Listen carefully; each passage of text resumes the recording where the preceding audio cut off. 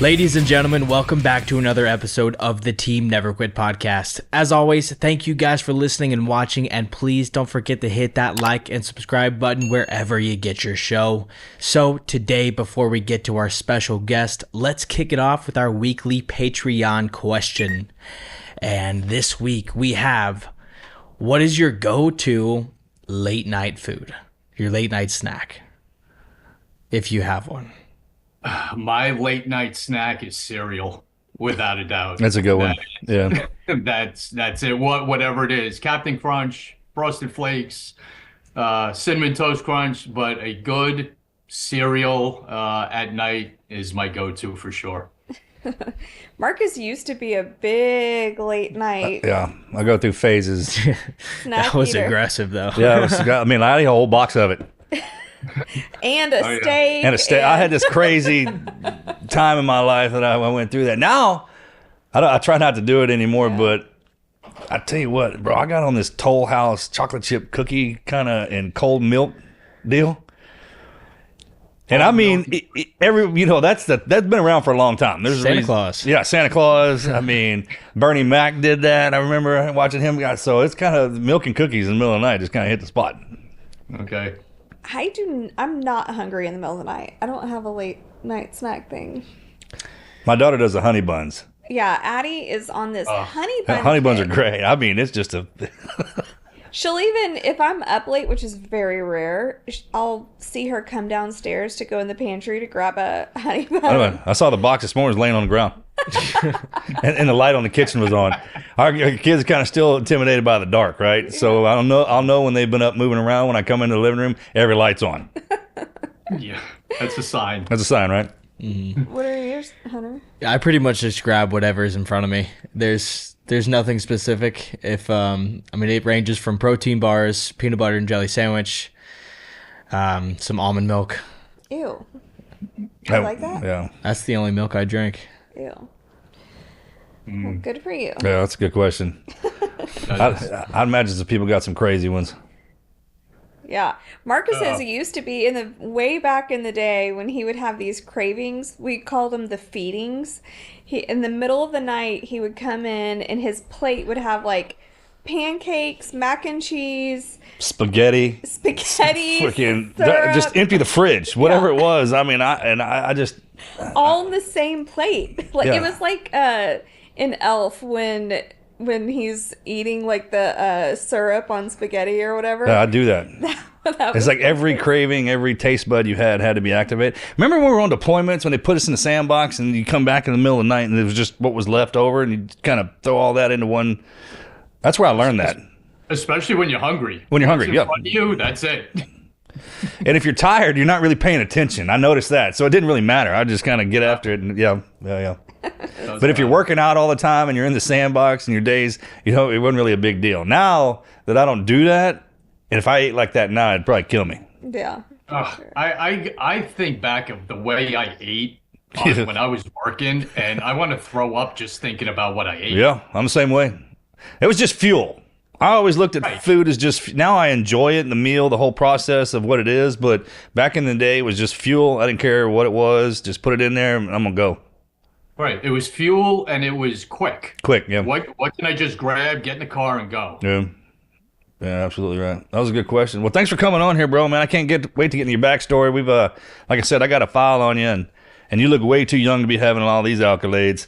So, interestingly, to introduce you to the team, man, Tom Smith, thank you again for coming on the show.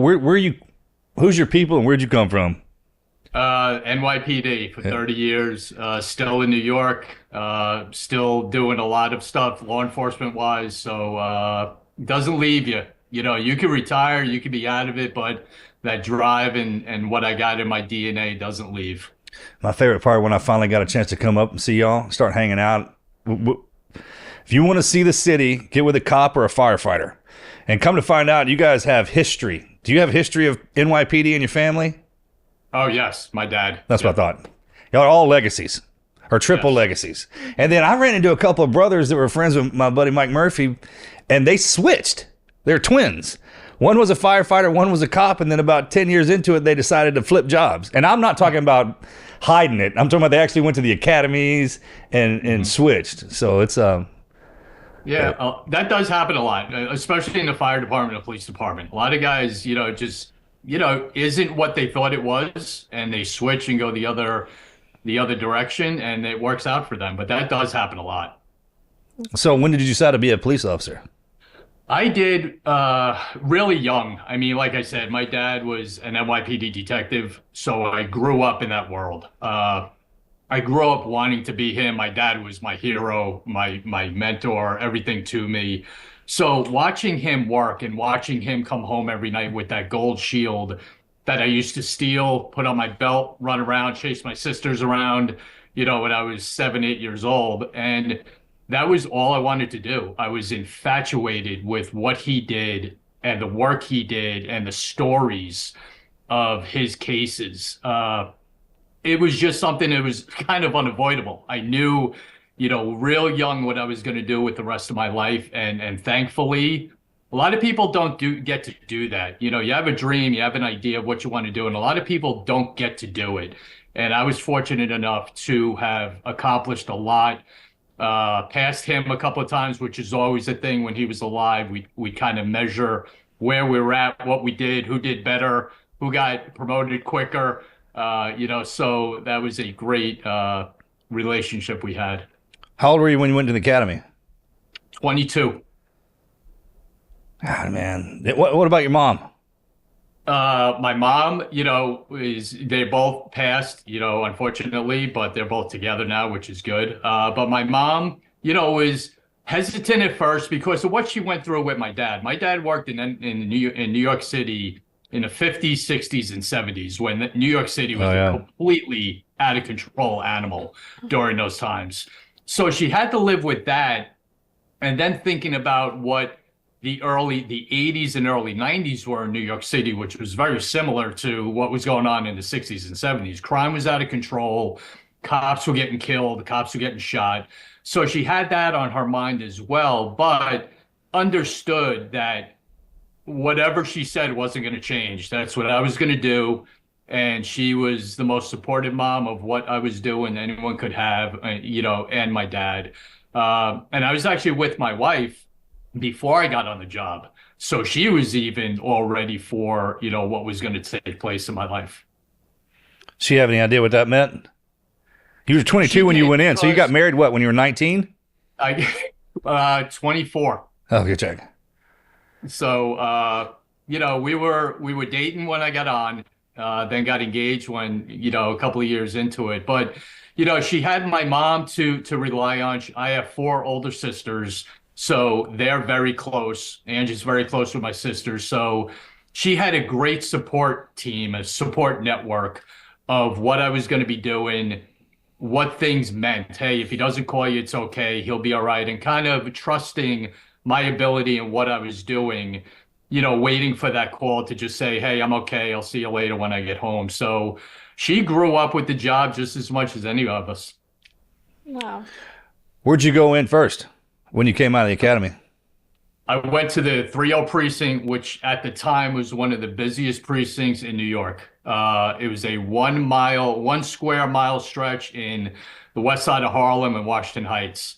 And just to put it in perspective, around that time, New York City was averaging 2,800 to 3,000 homicides a year. My gosh. And 125,000 robberies and 89,000 rapes. That's what New York City was at the time. My precinct alone, I believe in 1993 or 94, in 1 square mile had 100 homicides. So that's what we were dealing with every single night when we went. And you had no choice. You had to learn the job quick because every night was a fire. Every night was 0 to 100 in a minute. So you had to learn the job quick, and I did. I focused on what I wanted to do and just being the best cop I could. My dad had told me when I got out of the academy, he said, listen, if you're going to do this job, do it great.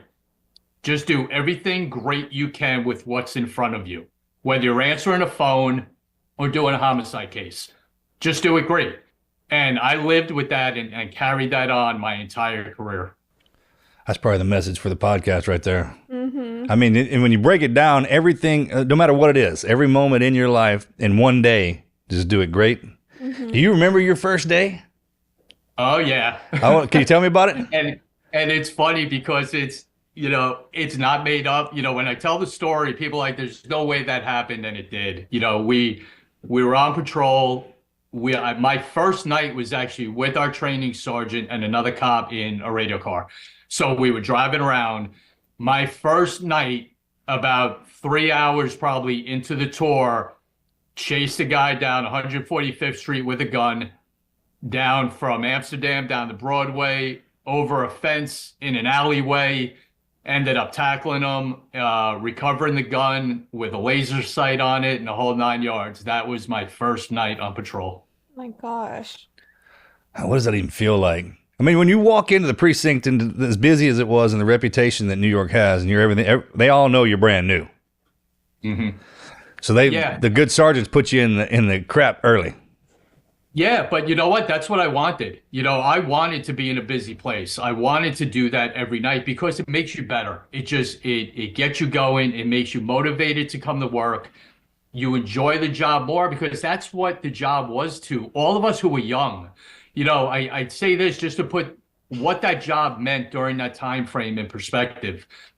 When I took the test, I actually took the test in 1987, and there were a number of hiring freezes that happened. That's why we didn't get hired until 1990. But when I took the test, 85,000 people took that test. Wow. In New York City. That's how revered the NYPD was at that time. Yeah. So everything you wanted, you put 100% into it, so you got what you wanted. Well, they definitely have the reputation, and y'all still have it. I mean, we're watching it unfold on television right now. You guys are in a war for sure. But if you could, I mean, that's the best recruiting tool there is. I mean, if it's supposed to be hard, that's how you get the best. Absolutely, it's supposed to be hard. If it was easy, everyone would do it. Right. So you want to get the best people who are motivated to do this job and do it at a really high level.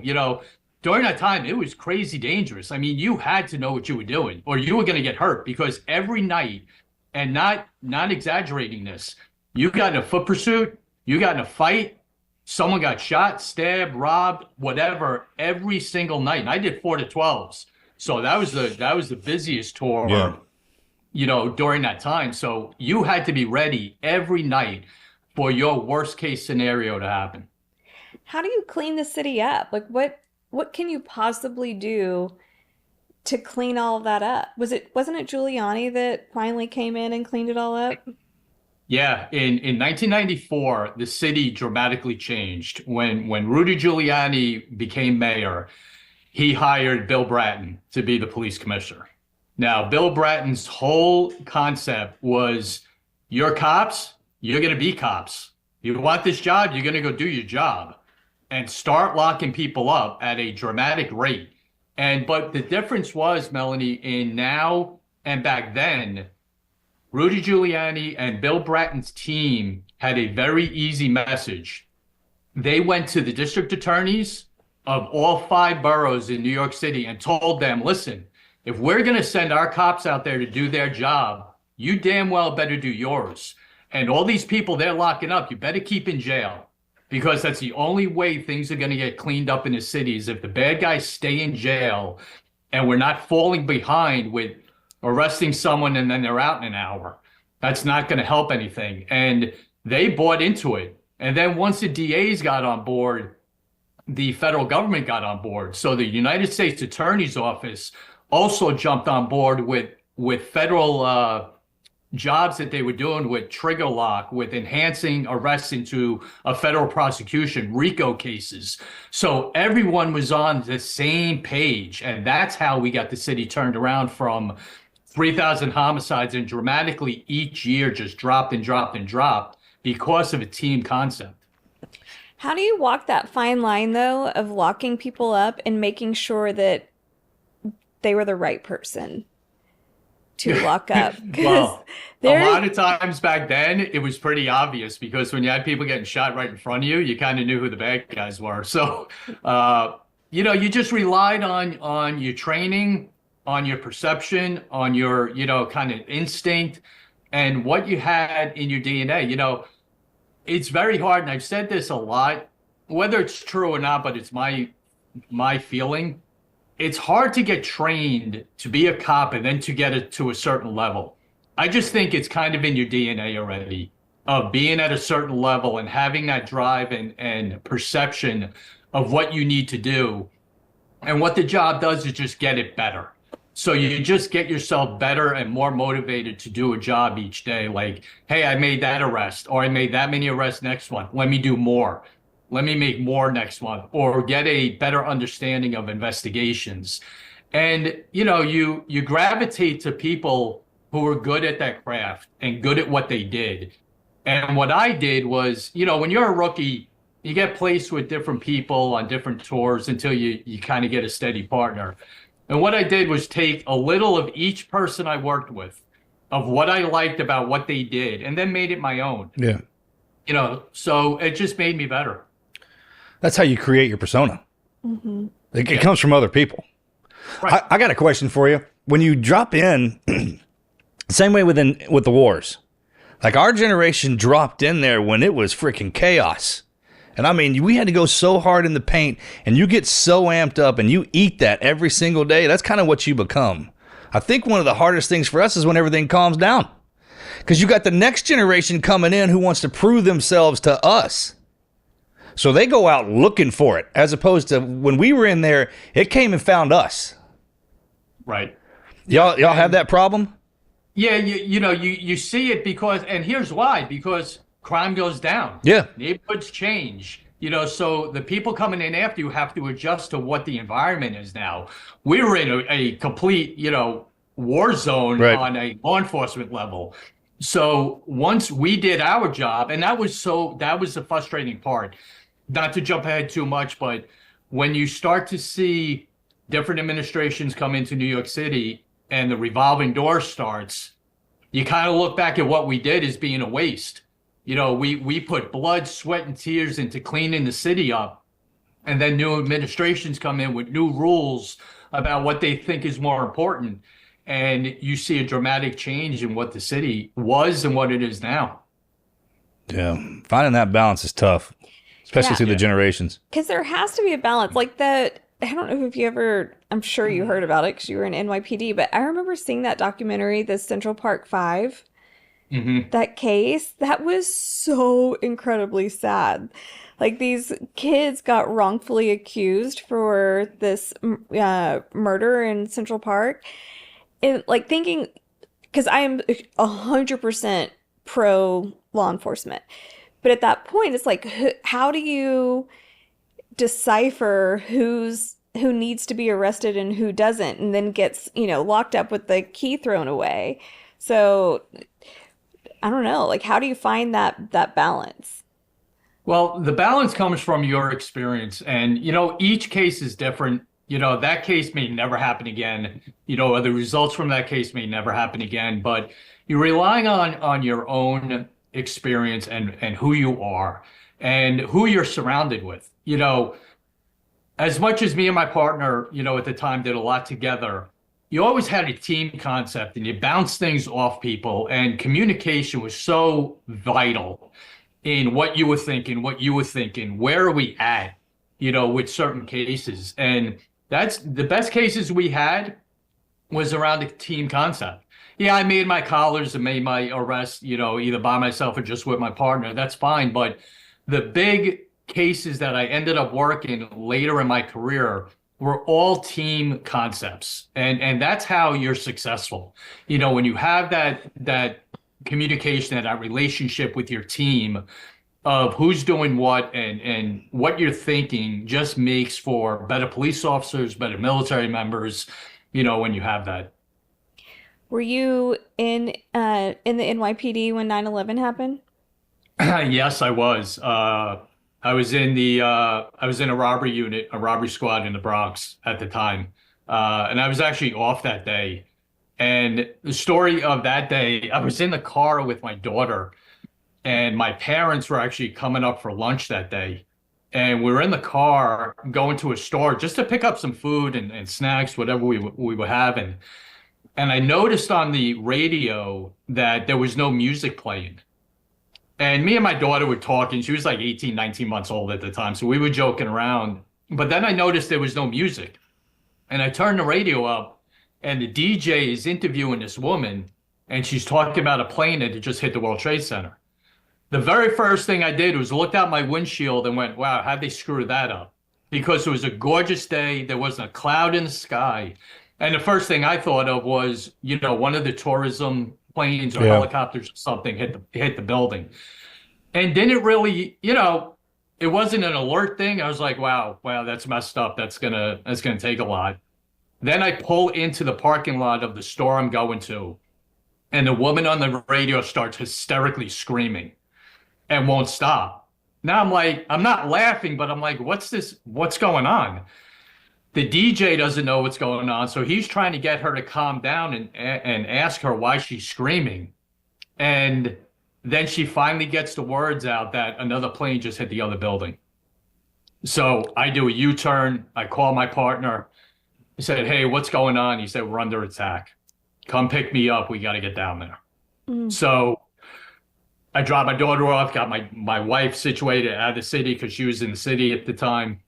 And then went picked my partner up and headed right down to Ground Zero that night. And that was a horrible experience, something we'll never forget.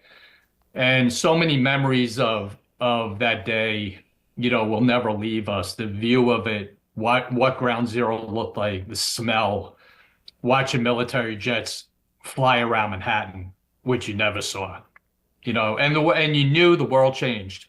Everything about the world changed, and we knew it. I couldn't even imagine what that sounded like when they came down. You know what? Thankfully, I wasn't down there when they fell. We got down there afterwards. But, from people I know who were there, your nightmare. I mean, your worst nightmare, is happening in your city with your cops, with your citizens. And that's what made it hard. It wasn't somewhere else. You didn't watch it on the news.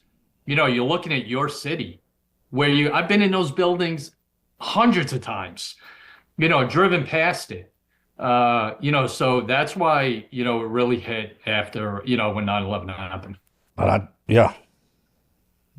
What were the days after that like for NYPD? You hear about the firefighters' stories all the time, but the NYPD, you don't really hear the stories of what y'all were dealing with. Did looting break out or anything like that? Like when there's natural disasters or things like that happen down here? Like if there's a hurricane, it always follows with other bad stuff. Was it like that with 9/11? No, and that was the incredible part of it. You want to talk about, a horrible event, got it, understand, but an entire city coming together. Every aspect of that city came together because of what happened. Bad guys, criminals, right? regular good people. Everyone was hurt by it. And everyone understood what was going on. And I've never seen this city or any city come together like this place did. But on an NYPD level, it was tough because the rumors were rampant of what building's going to get hit next, who's got a car bomb, who's got that. I mean, it was how many cops were dead, how many firemen were dead. So you had all these rumors coming in about, what was going on, so that was something to deal with. But the way the city came together is something that I'll certainly never forget. I watched the documentary on it for the first time last year. I just kind of, now that our wars are over, I started doing some reflecting, and Discovery Channel's got a documentary on it. It has some camera angles I'd never seen before. Yeah. I mean, there's a group of firefighters. I think it's one of the chiefs. They're sitting in the street. I think they're checking a gas leak or something like that. Yeah. You know what I'm talking about? You know exactly what I'm talking about? And that plane came right over top of them. You could hear the intake. Yep. I'd never seen that before. That was the only video of Flight 11 hitting the buildings. There's no other footage of Flight 11 hitting the first building. And that was a random French news crew who was in New York to do just a random documentary on the fire department, and just happened to be on a nonsense. I think it was a manhole fire. Yeah, something crazy. Yeah, it was something nothing, and they just happened to be filming a really nothing job, and all of a sudden that happens right in front of them. Oh, that one was something for sure. So, how many years total did you do in the? I did 30 years in the NYPD. All right, then what? Well, part of the 30, just so we're on 9/11, so just an understanding of, what the rest of my career was. After 9/11, I got asked to join the FBI's Joint Terrorism Task Force, and spent the last 17 years of my career there. And, your focus as a detective completely changes. Melanie, you said, how do you process, things that are going on? I wasn't looking for the crackhead or the guy doing robberies anymore. I was going after people who wanted to blow the world up. And the world now is my responsibility. So talk about a change from A to B in a really quick way. And understanding how the world works, how terrorism works, terrorist groups, identifying them, and like my dad said early on, if you're going to do it, great, do it. And I put every ounce of energy I ever had into when I was in JTTF. Everything was 100% all the time. I was lucky enough to have done some very interesting things that I'll never forget with, NYPD detectives. We're happy if we go to Jersey, for a day. That's a cool day. And then I end up in 18 different countries, in Afghanistan for 3 months, doing all stuff that is not the norm, but I embraced it so much. I loved every minute of it, but 30 was a nice round number to call it a day. I was still healthy. I was still young enough. My brain was still kind of intact. So, it was time you see people all the time go too long or too much. Yeah. And they end up getting hurt or something stupid happens. And I didn't want to do that. So 30 was a nice round number. My wife was cool with it too. So, and the kids, which was great.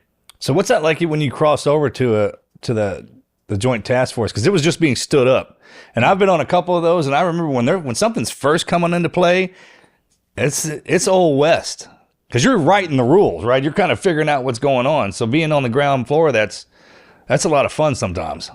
Oh, it was great. I mean, again, Marcus, like I said, the normal NYPD detective didn't get to do what I did. That's why I say I had a fortunate career all the time with talking to members of, security services from other countries, members of the White House, the Pentagon, special ops. Being in Afghanistan, we'll get into, is a completely another world that I'm only one of two detectives who were over there, doing anything. So, when you have that, you're like you said, it's a different world, and you have to adjust. You can't act like you're on the corner of 141st and Broadway. Your whole persona, everything, your attitude, the way you communicate has to change. So it was on the go, and you learned really, really quick because you had to. So what was Afghanistan like for you? Afghanistan was a experience I will never forget. I'm glad I got to do it. And for a couple of reasons. One, what we were doing was there was a New York Times reporter who got kidnapped. Is that Daniel? Excuse me? Daniel Pearl? No, David Rode. Oh yeah, check. Daniel Pearl was earlier. David got grabbed in November of 2008, and became my case with another guy. We kind of broke it up of getting everyone together here. And, he launched to Afghanistan first, and then we switched.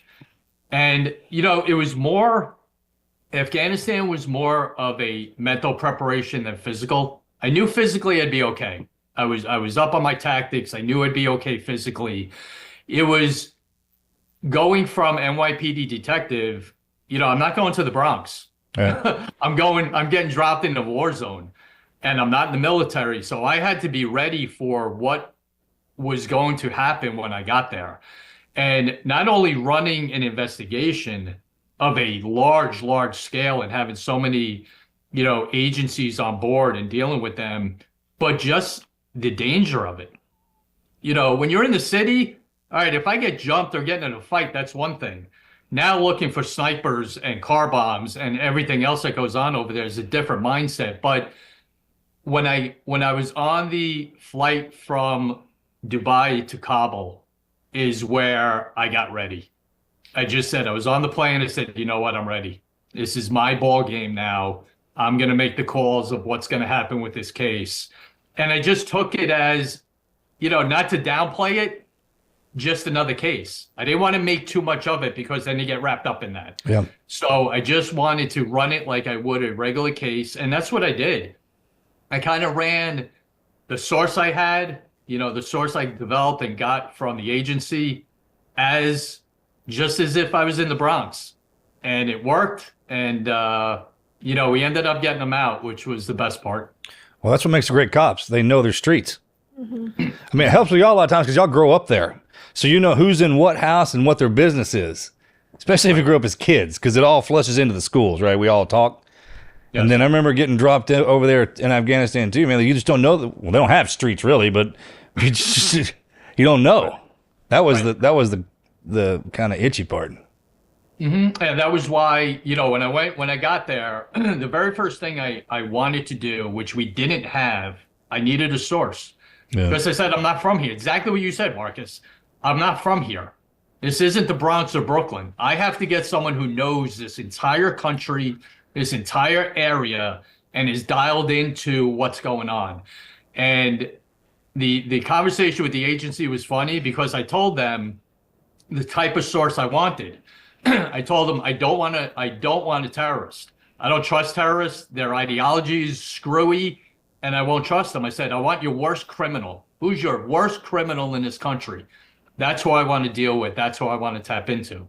And we hooked it up to get the #1 heroin dealer in the country as my source. Oh, wow.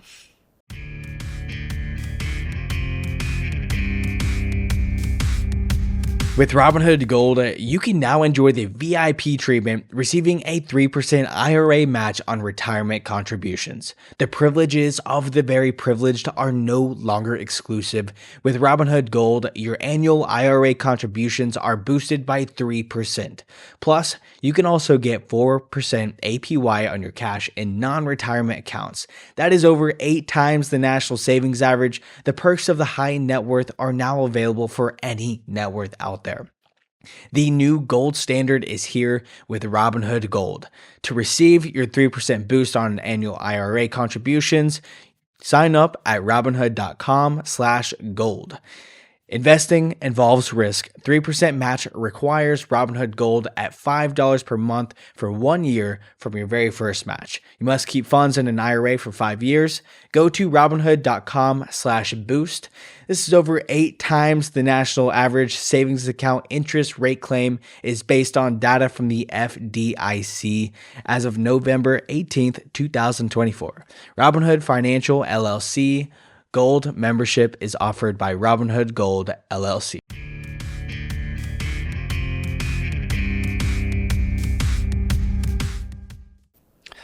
But you know what? It worked. And here's why it worked. Because I just became a cop again. When we met, we had to go down to Kandahar. Flew down there, met him, hooked it all up. But I told him, and the way we got off to such a great start, I just, again, put myself in a Bronx setting. I said, listen, man, I don't care what you do down here. I ain't for you. I'm not here for you. I could give a damn less what you do tomorrow, today. I need this guy home. And I know you can help. All the other stuff, I'm not here for. I'm just a cop. And I got to get this guy home. And he looked at me and went, wow, okay. All right, cool. And he believed me. And I was 100% truthful. I could give a damn what he was doing. That wasn't the point. And he understood that. And that's why we got along so well. And it worked. Yeah, it doesn't matter how poor of a neighborhood you walk into. There's a king in there. There's somebody who's running the streets, period. That's just a hierarchy. And with you and I, man, it doesn't matter what you cover our face with. No, even if we speak the language, we're still white dudes. I mean, we fought in the one war where we don't blend. Right. And thank God we had other people on our teams that can do that. And I mean, we just kind of did our thing, but that's how you got to do it. I mean, immediately when you go in there, man's like, give me the baddest dude you got, because he's going to be my man. Why And did that's they what I did. And the agency laughed at me because at first they go, listen, he doesn't really get along with us and he's probably not going to talk to you. And I said, well, let me deal with that. Yeah. Let me see where I'm at and let me deal with that. I've done this a couple of times with sources, so let me see what I can do. And we literally got along great. I mean, I went to Dubai with him to visit his mother in the hospital. Oh my gosh. Because I needed to do that. I needed that trust and that relationship to get what I wanted. Did I use him? 100%. Absolutely no doubt about it. But he was cool with that because I wasn't there for him. So he could care less about what I needed, or not paying attention to him. But, that was the best part of that relationship of just cop, bad guy, this is what I need. What was the intention for them even getting hostages? Like, what did they want? Oh, that money. It was a big ransom demand that they wanted because they knew who he was and they knew the paper he worked for. Yeah, American money. That was a golden goose. Yeah. That they got. And through a lot of work, a lot of strategizing, working with the teams up in Bagram who were phenomenal. We were up there quite often with them, kind of going over stuff, and it worked out. And that was one of those good ones you look back on a career and go, wow, I'm the only NYPD detective to ever get a hostage out of Afghanistan. So that's pretty cool. That is really cool. Yeah, that's real cool, actually. Mm-hmm. Just to be able to get over there and get that done. All right, then where'd they send you? That was it. Oh, then after that, just, I was involved in, a very large a 9/11 related case. So I just went right back to that and bouncing around the world. And then one of the last things I did, which is another story you don't hear a lot, I stopped a school shooting from happening in the school my daughter was a senior in and my son was a freshman in. Well, let's hear about it. Yeah. So we got a tip one night. And at this point, I moved offices. I wasn't in New York City anymore. I was up in the one of the satellite offices in upstate New York near my house. So we covered all the northern counties and anything going on up there. So we get a tip one night. My partner calls me. I had just left the office to go home, and she calls me and said, "Hey, we got a problem." I said, "Okay, what's up? I left 10 minutes ago. What happened in 10 minutes?" So she goes, "I got to meet you. You got to come back here." Now, my partner, Mel, knew my family, knew my kids. We were very tight. So I drive back to the office. I'm like, what's going on? And she said, "We got a tip about a shooting that might happen in the high school." I go, "What high school?" And she looks at me. She goes, "Yours." I was like, "Okay, let's start working it." And what happened was there was a kid on a chat room in a group chat who started throwing out what if scenarios. What if someone shoots a school up? What if someone leaves a note in the school? All this. So we get a picture of the kid. I show it to my daughter right away. She said, "Who's this?" And she goes, "I know who he is. I don't know him, but I know who he is." I said, "Okay." So that was the last I talked to her about this. So we just started systematically going through his social media accounts. And Mel had all these covert accounts set up already from where she used to work before she came to our team.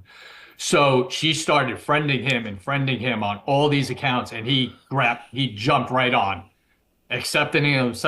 So we got an insight into a lot more of his posts. Now we know his two heroes in life were the Columbine shooters. He is infatuated with school shootings.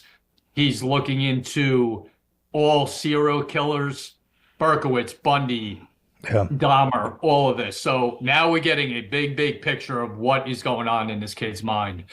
So we start quietly doing, really covert interviews, really quiet interviews. And we keep hearing that what this kid was doing was asking when the last day of school was. When's the last day of school? Hey, when's the last day of school? Asking all these kids. So we made the determination that he was going to hit the school the last day, which was only about 6 days away. So we had to move our ass to get enough on him to lock him up. And we finally do. We get a, one text that he sent in a chat, and it says, "I need a gun." So with that, we start on his social media searches, and now he's going into stores and how he's going to get a gun. So that was kind of the last thing we needed. We get a search warrant signed by a judge up here. We get a attack plan all together to hit the house. Now we know he's not home. He's actually at a basketball tournament down in Maryland and on his way home. So we wanted to get in the house before he got home. So he's playing in the tournament, or was he just at the tournament? No, he was playing. He was an actual athlete, and he's still doing this? Yep. Wasn't good, but he was still on the team. Yeah, well, I mean, that's... All right, go ahead. So we set up with the state police. They have his route where he's going to be, so they start following him right to the house. We come out of the house, we grab him, and when I tell you one of the most satisfying arrests I've ever made was grabbing him out of the back seat, getting him on the ground, locking him up, meant a lot. Then, to make this even worse, or even a different level, we start doing the search warrant in his house. And we find the diagram of the classroom he's going to do it in. He's got red circles around certain desks. And on the back of it is his hit list of the 5 kids he's going to kill, who are all friends of my kids. Yeah. I knew personally every single kid on that list. So it made it even more emotional and of a triumph of locking this kid up and preventing this from happening. Wow. So is this this is the one thing that I don't understand is the kids doing that. Yeah. Yeah, it was, once and he was a sick kid. I mean, there's a lot wrong with him. We ended up locking him up 3 different times. We locked him up this time. We locked him up another time for another threat. And then in the last arrest that we made, we actually locked him up federally because of just what the website was hitting, his communications and stuff. We were able to lock him up federally. He did 5 years in a federal prison and actually just recently got out. What about the parents? Do you have parents? He did. And dad was an alcoholic. Mom kind of just closed her eyes to what was going on with her son. It was a tough situation to deal with, but it needed to be done. I mean, this is a small community, and we came a couple of days away from everyone knowing our town's name on the other side of the world because it would have been a catastrophe. Mm. Well, good on your partner for catching it. Yeah, way to go, Mel. Yeah. Oh, yeah.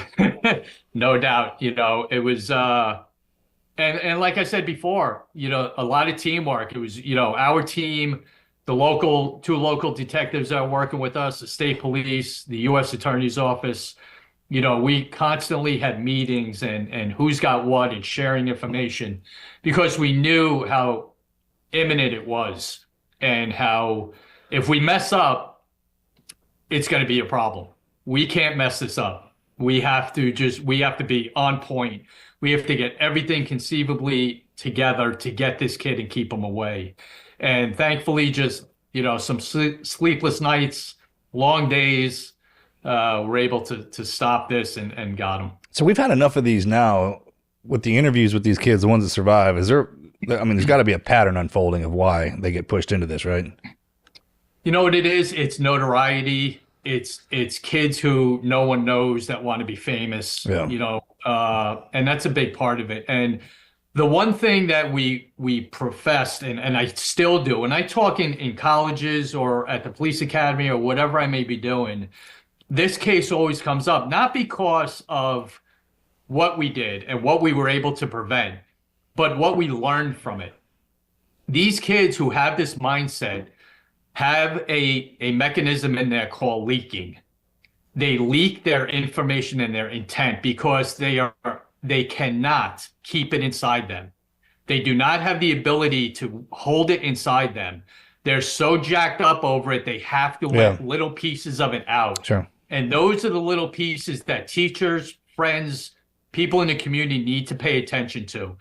There's no reason for this kid to be walking around the school asking everyone when the last day of school is.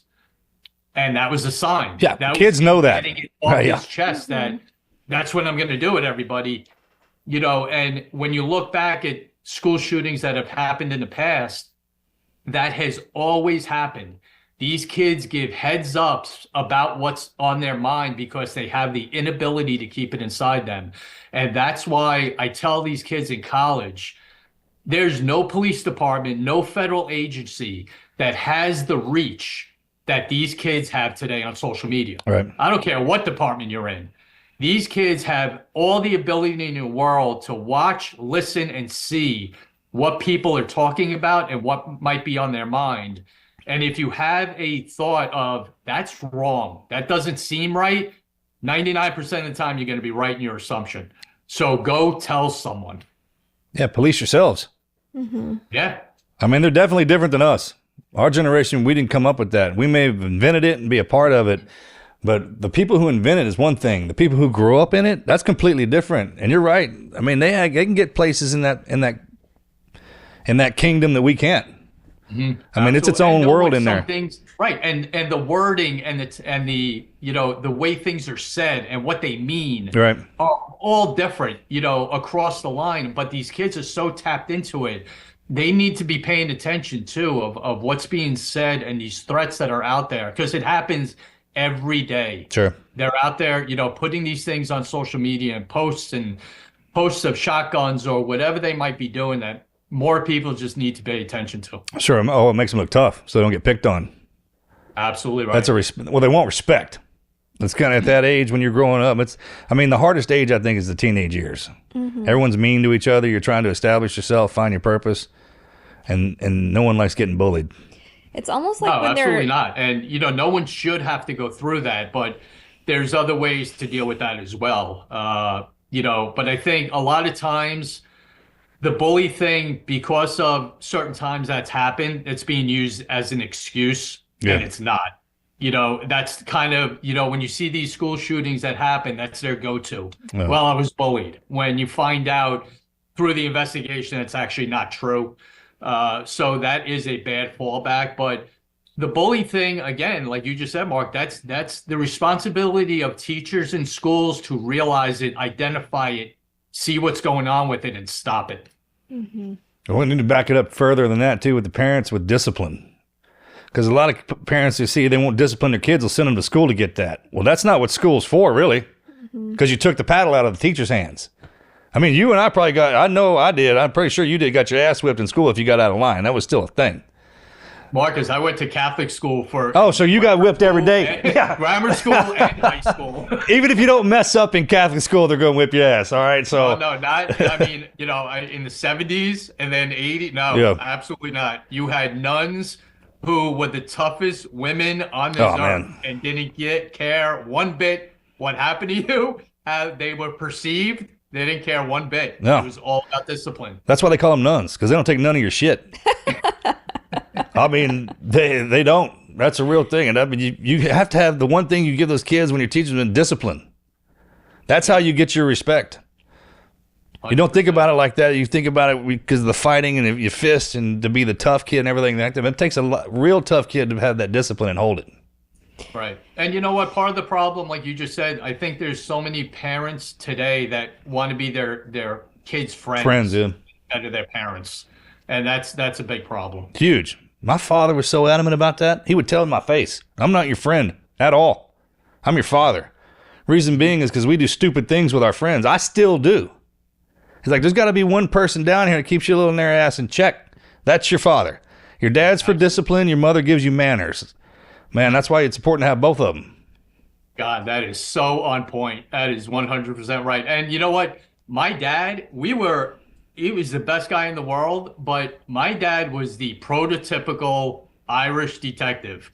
6'3", 245. Just, oh, white yeah. hair. What's up? His hands were Rusty? absolute pieces of meat. Yeah. And we would, and my sisters taught me this real early in life. And what it was, we grew up in the city. We started, we moved out of the city to upstate New York, not upstate, but outside the city.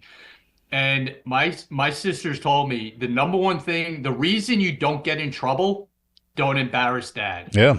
Because dad is going to know everyone who shows up to a scene. He's going to be the first one called. And then his friends are going to know what his kids are doing. Yeah. Don't embarrass dad. And I got that drilled into my head when I was like 5 years old. And that lasted my entire life. It doesn't ever stop. Your friends are the hard. You don't need enemies if you got real friends. Your friends be like, hey, man, what the hell's wrong with your kid? What'd you do wrong, man? I was like, oh, no, dude, I don't know. And this happened to me 2 days ago. I was with a guy. This is how I knew my dad was a good man. Because my buddy was, my friends loved him. My friends loved my father. And the other day, this guy was telling me something. I was like, hey, man, where'd you learn that? He's like, your father taught me that. I was like, well, he didn't teach me that. Son of a gun, man. He freaking meanest son of, oh, dang. But my friends absolutely loved him. They'd come hang out with him even when my brother and I weren't home, just to learn from him. So my hat's off to him, for sure. So speaking of, you've been married this whole time to the same woman. Same woman. Yes, ma'am. That's hard. I mean, good job. Valentine's Day is coming up too, bro. We're together. This year is going to be, we're together for 36 years, and we're going into our 34th year of marriage. That's big for law enforcement. I know for the military community and law enforcement community, it's a huge divorce rate. Well, he did both. Right. That woman needs to write a book. Mm-hmm. She's, you know what? I say it all the time. I am nowhere near where I am without her. Not a shot. We met when we were young, and what she's had to go through, for 30 years of, me being involved in shootings and me being, away from home and in Afghanistan for 3 months, which she sure as hell didn't sign up for when I joined the police department.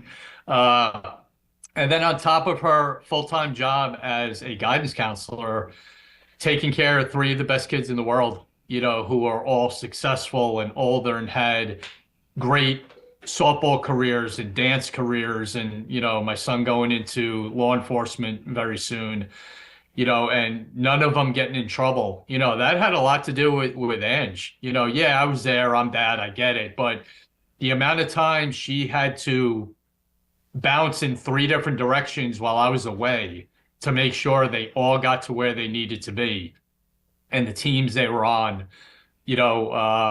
she holds this family together for sure. Oh, she's got some stories they keep from us, and they got real good at getting away with. Like, hey, just don't get caught. If your dad's a cop and your mom's a guidance counselor, that is a tough road to hoe out there, man. Growing up. Oh, they couldn't get, and they realized that real quick. Sure. They could come up with a story, and I have a lot of my dad in me. All I need to do is look at them, like, huh? Yeah. And they'll change their, okay, all right, well, this is what really happened. Yeah. But, they just are. I mean, I'm so over the top blessed with what I have the fortune to have in my family and where they're at. It's a lot of work. It's hard work, and you have to have that bond, with your family, because I say it all the time, you get one shot in this life. You get one shot. There's no do-overs. There's no receipts. There's no returns. You get one shot to make an impression in your kids' lives and be part of their lives. And I did that. I might have been exhausted coming home from something, but, I coached softball and baseball for about 17 or 18 years. Went to every dance competition my daughter was in nationally, down in Disney. She modeled, so getting her to photo shoots, and all that. And, it was just something I had a lot of pride in doing, and nothing was going to stop me from doing that. Is that because you had a good father? Oh, God. My dad set everything in line for me with what I just said, because he would never miss a thing. My baseball games, my sisters would play in a company softball game, and he would go and watch it. That's just how he was. He wouldn't miss them. They'd be in the city under the Whitestone Bridge or something on a field, and he'd drive there and watch a company softball game. Or my sister was bowling on a Wednesday night. He'd go and watch. That was just how he was. And I took all of that from him. And to tell you a quick story, and I think you'll like this, of what I meant, what the bond of my kids meant to me. And it's in Afghanistan, so that's why I wanted to bring it up now. My daughter had a really good, incredible softball career. She was a pitcher. She actually made the JV team in high school when she was in the 7th grade. All right. So I'm over in Afghanistan, and it's one of her first games on JV. Now, I was her coach. She knew how I spoke. She knew what I would say. So 1 o'clock in the morning, I'm in front of the embassy near the flagpole on my phone, getting a play-by-play from my wife about her game. And I'm telling her, all right, tell her this, say this. And my wife was saying it out loud to her. My daughter's on the mound looking at her going, Mom, how do you know to say that? And my wife held the phone up. And Taylor knew I was on the other end of the phone. And I turned around while I'm at the flagpole at the embassy, and I got all the Marines from the security detachment around me going, Tom, what do we got? What are you doing out here at 1 o'clock in the morning? I'm like, my daughter's pitching in New York. So they all right, how many outs are there? What inning is it? They all got into the game. That's and awesome. The end of the game came, and I got, all right, 2 outs, 1 strike. I'm getting a text from my wife, 2 strikes. She struck the last girl out to win her first JV game. And, I was happy to be part of that on that level. And she actually wrote a paper that she got a scholarship for about that whole story. That's so cool. That was pretty cool. That is very special. Yeah, my dad set a great precedent too. He didn't come to anything. Let me ask you a question, father to father though. Is there some line that you spit out to them all the time, like a repetitive? And the only reason I want to, because I'm going to steal it from you. I run across great men, and I'll ask them, "Hey man, is there one thing you do to try to be a great father?" And there's some good ones. I was just wondering if you had something that you always said to them. Not, you know what? I don't know if there was one particular line, but I always said, "Hey, dream big. You want something, get it. Don't stop because someone may tell you you can't or something doesn't go right the first time. You have a dream of what you want to do, go get it. Because dreams, to me, don't come that often. You don't get to live your dream a lot. You may think it, you may hope for it, but in order to have a dream and then go and get it, you got to work hard. You got to practice when no one else is practicing. You got to be on the field when no one else is there. Be in a weight room when no one else is there. Because there's someone else that you're going to play down the line. They're doing it. Yeah. So you better do it. And that was kind of what I put to my kids, whether it was, my daughter dancing at the level she did in college and videos she was in, to my son, just you want something, go get it. I like it. Yeah. That's good because, they always say if you're not training, your enemy is, or your competitor is. There's always somebody working harder. It's a good mindset to keep. What about for marriage? What's your secret sauce for marriage? You know what? Communication. Angie and I, we talked all the time, and it was not, because the more she knew, the more relaxed she was. When I got into JTTF, it changed a little because I wasn't able to go into what was going on because of just the clearance levels, but I did as much as I could with her when it got to JTTF. But before that, in narcotics and robbery on patrol, it was communication and telling her what happened that night and, getting home and talking it out so I didn't keep it bottled up, which is the worst thing in the world to do because that's why so many problems are going on now. Because guys, girls don't talk, and you need to get it off your chest. And her being a guidance counselor certainly helped, for sure. So, she understood where I was coming from. But just, hey, I'm going here. A quick phone call. I'm okay. I'll see you in a couple hours, I think is what helped. every aspect of our marriage, either me being, on the job or just us in general. Yeah. I got that same piece of advice. It was referred to me as keep your marriage like the Weather Channel, constant updates. That's good. Yeah. Yes. That's how I remembered it. Yep. Man, that's something. Yeah. Well, thank you for coming on and sharing your story. So you have a podcast now. Do you want to tell our listeners? Yeah, what it's called Gold Shields, and Taya was kind enough to be a big guest on our show. And what we do is Dan and I, my partner, Dan Murphy, right? His name's Dan Murphy. I know he's a Dan Murphy. He's a Dan. I have a Dan Murphy. Yeah. All right, good. A different Dan. Yeah, different Dan Murphy, of course, but Danny and I worked together. He was my sergeant in the gang unit and then in JTTF. And we came up with this idea of there's so many high-profile cases, military missions out there that people might know what it is but don't know what went into it. And kind of getting the backstory of these investigations and missions and true crime authors who talk about and go in depth into certain cases, and then getting victims of crimes that survived. We just wanted to get these stories out and told by the people who went through it. Dan and I had a rule that we weren't going to talk about our own cases and we weren't going to talk about other people's cases. We're going to have them come on and tell their own story about what happened. And we have a format just like you. We don't have a script. We don't have things written down. It's just 3 or 4 people sitting around a bar talking. And people love that. And thankfully, it's going really well. We're really proud of it.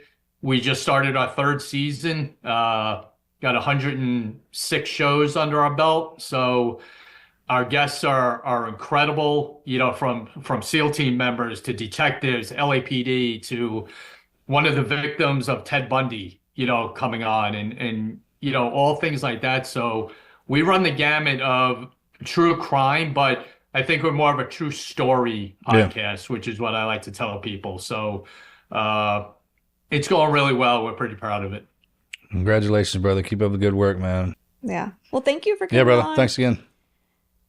Thank you very much for this opportunity. I had a blast. And again, it was a pleasure and a privilege. God bless, man. Thank you. Appreciate it. This is the Team Never Quit podcast. So buckle up, Buttercup.